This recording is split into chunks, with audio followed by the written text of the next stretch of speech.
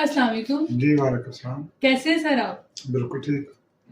اچھا ناصر صاحب، ہمارے ہاں بہت سے مسلمان حضرت محمد صلی اللہ علیہ وآلہ وسلم کو محبت اور عقیدت میں مختلف الفاظ سے پکارتے ہیں، جیسے کہ یا لبیک، یا رسول اللہ، اور اسی طرح کے اور بھی. میرا آپ سے یہ سوال ہے، کیا ایسے الفاظ استعمال کرنا دین اسلام میں جائز ہے؟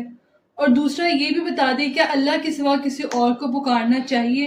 دین اسلام کی روشنی میں بتائیں. بسم اللہ الرحمن الرحیم.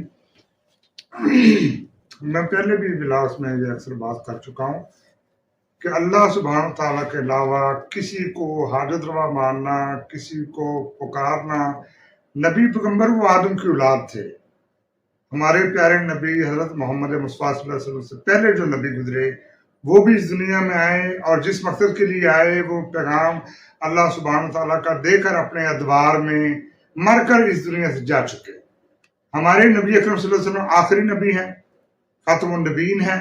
وہ آخر میں آئے اور اپنا پیغام پورا کر کے ہمیں اللہ کا قرآن دے کر مر کر اس دنیا سے چلے گئے، جا چکے.